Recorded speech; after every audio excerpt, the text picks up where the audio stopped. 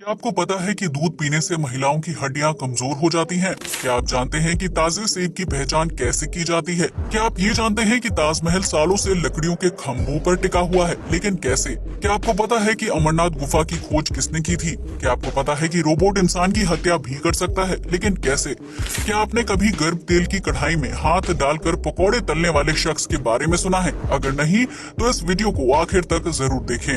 Fact number 1, आप में से बहुत से लोगों के पास कार होगी जिसका इस्तेमाल कभी कभी ही किया जाता है। ऐसे में पार्किंग में खड़ी कार का गंदा होना लाजमी है, जिसे बाद में वॉश के लिए ले जाया जाता है। लेकिन क्या आप जानते हैं कि रूस में गंदी कार चलाना कानूनन अपराध है और ऐसा करने पर आपको जेल की सजा के साथ साथ मोटा फाइन भी भरना पड़ सकता है। जी हाँ, आपने बिल्कुल सही सुना। रूस में साफ सफाई को काफी तवज्जो दी जाती है।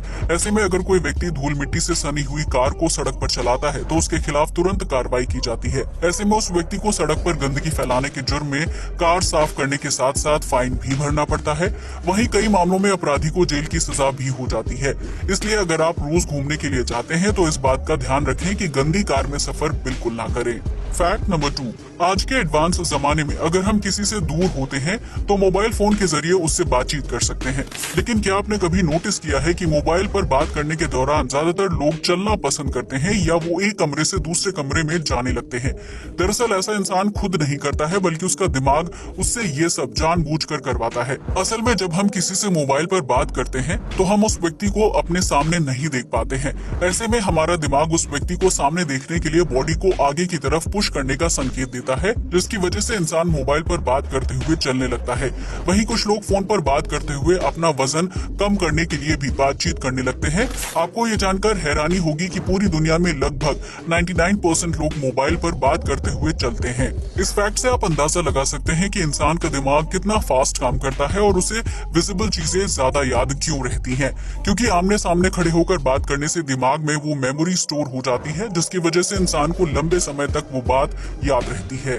फैक्ट नंबर 3, यूं तो कहा जाता है कि प्यार में रंग, रूप और उम्र नहीं देखी जाती, लेकिन जब गर्लफ्रेंड और बॉयफ्रेंड की उम्र के बीच तकरीबन 37 साल का फर्क हो तो लोगों का बातें करना लाजमी है। दरअसल 61 साल की शेरिल मैकग्रेगर 17 बच्चों की दादी हैं, लेकिन उन्हें अपने पोते की उम्र के कुरैन मैककिन से प्यार हो गया। आपको बता दें कि कुरैन की उम्र 24 साल थी, जबकि शेरिल की उम्र 61 साल थी। ऐसे में इस कपल ने कुछ दिनों तक एक दूसरे को डेट करने के बाद शादी करने का फैसला किया। इतना ही नहीं, इनकी शादी को इंस्टाग्राम लाइव के जरिए अन्य लोगों ने भी देखा था। शेरिल और कुरैन का कहना है कि उन्हें लोगों की बातों से कोई फर्क नहीं पड़ता है, क्योंकि उन दोनों के बीच बहुत ज्यादा प्यार है। इतना ही नहीं, शेरिल और कुरैन की सेक्स लाइफ भी बहुत अच्छी है, यानी उम्र में 37 साल का फर्क होना सिर्फ एक नंबर है। इतना ही नहीं, शेरिल और कुरैन की पहली मुलाकात उन्हीं के बेटे के रेस्टोरेंट में हुई थी, जहां कुरैन 15 साल की उम्र में वेटर का काम करते थे। हालांकि उस समय दोनों को एक दूसरे से प्यार नहीं हुआ था, लेकिन 5 साल बाद जब शेरिल और कुरैन की दोबारा मुलाकात हुई तो दोनों एक दूसरे के प्यार में पड़ गए। फैक्ट नंबर 4, आपने वो कहावत तो सुनी ही होगी कि an apple a day keeps a doctor away. इसलिए ज्यादातर लोग सेब खाना पसंद करते हैं, लेकिन बाजार में बिकने वाला सेब ताजा है या नहीं, इस बात का पता कैसे लगाया जाए? क्योंकि आजकल बाजार में मिलावटी फल और सब्जियों की बिक्री काफी तेजी से हो रही है। ऐसे में अगर आप ताजा सेब खाना चाहते हैं तो बाजार से सेब खरीदने के बाद उन्हें पानी में डाल दीजिए। अगर सेब पुराना होगा तो वो पानी में अंदर डूब जाएगा, जबकि ताजा सेब पानी की सतह पर तैरता रहेगा, क्योंकि फ्रेश सेब में 25% तक हवा होती है। ऐसे में जब ताजे सेब को पानी में डाला जाता है तो वो हवा की वजह से सतह पर तैरने लगता है।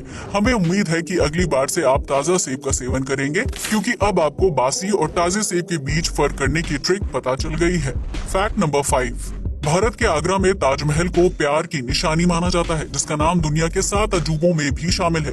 लेकिन क्या आप जानते हैं कि संगमरमर के पत्थरों से बना ताजमहल असल में लकड़ियों के खंभों पर टिका हुआ है, जो जमीन के अंदर से उसे मजबूती देते हैं? जी हाँ, आपने बिल्कुल सही सुना।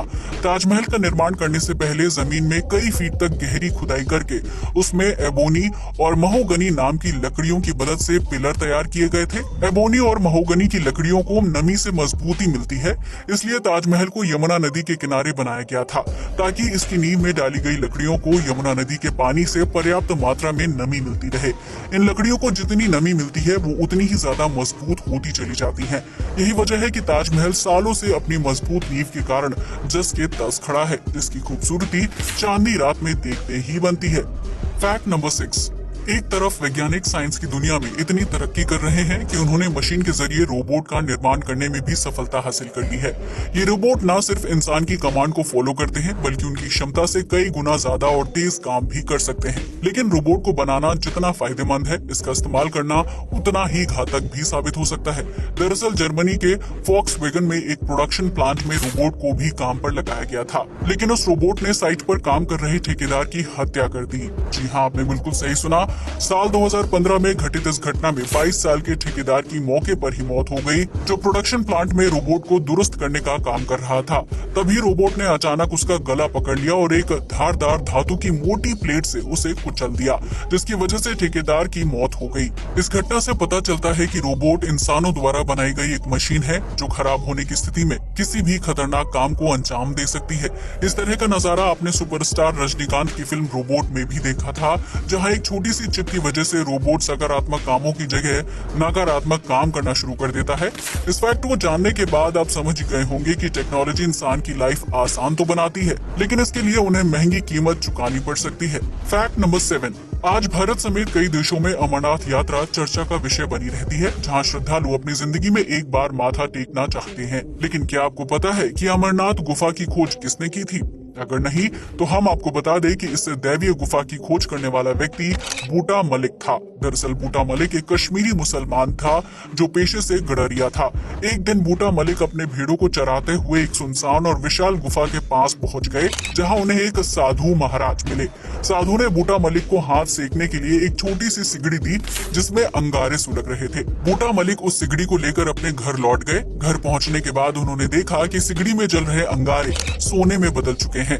बूटा मलिक तुरंत उस साधु महाराज का धन्यवाद करने के लिए दोबारा उस जगह पर गए, लेकिन वहां साधु महाराज नहीं थे। जब उन्होंने गुफा के अंदर जाकर देखा तो वहां बर्फीले शिवलिंग के रूप में भगवान शिव विराजमान थे। इसके बाद बूटा मलिक ने गांव के मुखिया को उस गुफा के बारे में बताया और इस तरह बीतते समय के साथ उस गुफा का नाम अमरनाथ रखा गया।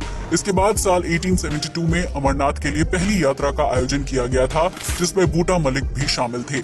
आपको बता दें कि अमरनाथ गुफा की देखभाल की जिम्मेदारी भी बूटा मलिक के परिवार और उनके वंशजों को सौंपी गई है। इसलिए हर साल अमरनाथ की यात्रा से होने वाली कमाई का 1/4 हिस्सा बूटा मलिक के परिवार को दिया जाता है।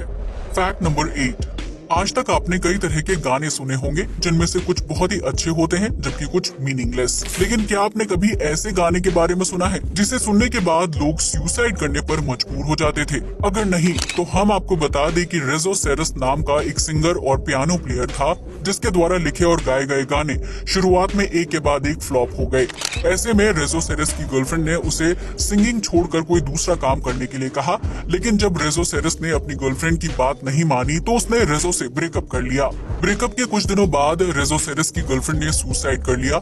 ऐसे में रेजो सेरस ने अपनी गर्लफ्रेंड की याद में ग्लूमी संडे नाम का गाना लिखा और गाया। ऐसे में वो गाना रिलीज हुआ तो उसे सुनने वाले लोग डिप्रेशन में चले जाते थे या फिर सुसाइड कर लेते थे। ऐसे में जब ग्लूमी संडे सॉन्ग को सुनने के बाद सुसाइड के मामलों में तेजी आने लगी तो उस गाने को पूरी दुनिया में बैन कर दिया गया। हालांकि ग्लूमी संडे की वजह से रेजो सेरस रातों रात मशहूर हो गए, फिर चाहे इसके पीछे उनका सुसाइडल सॉन्ग ही जिम्मेदार क्यों ना हो।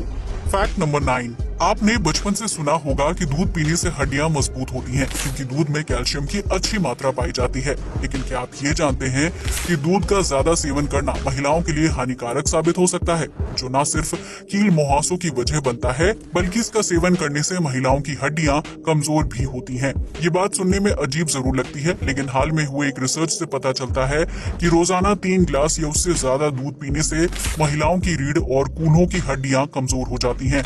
ऐसे में महिलाओं के दूध पीने से बोन फ्रैक्चर का खतरा कई गुना तक बढ़ जाता है, क्योंकि दूध में डी गैलेक्टोज नाम का एक शुगर तत्व पाया जाता है। यही वजह है कि एक उम्र के बाद महिलाओं को दूध का सेवन कम कर देना चाहिए, वरना बढ़ती उम्र के साथ बोन फ्रैक्चर का खतरा भी बढ़ने लगता है। फैक्ट नंबर 10, आप में से बहुत से लोगों ने बरसात के मौसम में बाहर चाय के साथ पकौड़ों का लुत्फ जरूर उठाया होगा, जो गर्म तेल की कढ़ाई से निकलते ही सीधा मुंह में घुल जाते हैं। लेकिन अगर हम आपसे कहें कि भारत में एक ऐसा व्यक्ति भी है जो गर्म तेल की खौलती हुई कढ़ाई में हाथ डालकर पकौड़े तलता है, तो क्या आप यकीन करेंगे? दरअसल ललितपुर जिले के रहने वाले सोहन कंचन 13 साल की उम्र से चाय और पकौड़े बेचने का काम कर रहे हैं, जो खौलते तेल की कढ़ाई में हाथ डालकर पकौड़े तलने के लिए पूरे झांसी में मशहूर हैं। सोहन की शादी 18 साल की उम्र में हो गई थी, लेकिन शादी के 5 साल बाद उनकी पत्नी अपने प्रेमी के साथ घर से भाग गई। ऐसे में सोहन को अपनी पत्नी द्वारा मिले धोखे से बहुत दुख पहुंचा, लेकिन उन्होंने किसी तरह अपना काम जारी रखा। एक दिन सोहन अपनी दुकान में पकौड़े तल रहे थे, तभी गलती से उनका हाथ गर्म तेल की कढ़ाई में चला गया, लेकिन सोहन को हाथ जलने का एहसास नहीं हुआ। उन्हें बस ऐसा लगा कि उन्होंने गुनगुने पानी में हाथ डाल दिया हो। जब सोहन ने दोबारा तेल की कढ़ाई में हाथ डाला तो उनका हाथ नहीं जला। इसके बाद सोहन ने गर्म तेल की कढ़ाई में हाथ डालकर पकौड़े तलना शुरू कर दिया, जिसकी वजह से उनके पकौड़े पूरे इलाके में मशहूर हो गए। अब दूर दूर से लोग सोहन कंचन के पकौड़े खाने और तेल की कढ़ाई का कारनामा देखने के लिए इकट्ठा होते हैं। वहीं सोशल मीडिया पर सोहन को किंग ऑफ दी पकौड़ा भी कहा जाता है। आपको बता दें कि गर्म तेल का तापमान 100 डिग्री सेल्सियस तक होता है। ऐसे में उस तेल में हाथ डालने पर भी सोहन का हाथ ना जलना किसी चमत्कार से कम नहीं है। आज के लिए बस इतना ही। वीडियो अच्छा लगा हो तो इसे लाइक और शेयर जरूर करें, साथ ही हमारे चैनल को भी सब्सक्राइब करें। जय हिंद दोस्तों।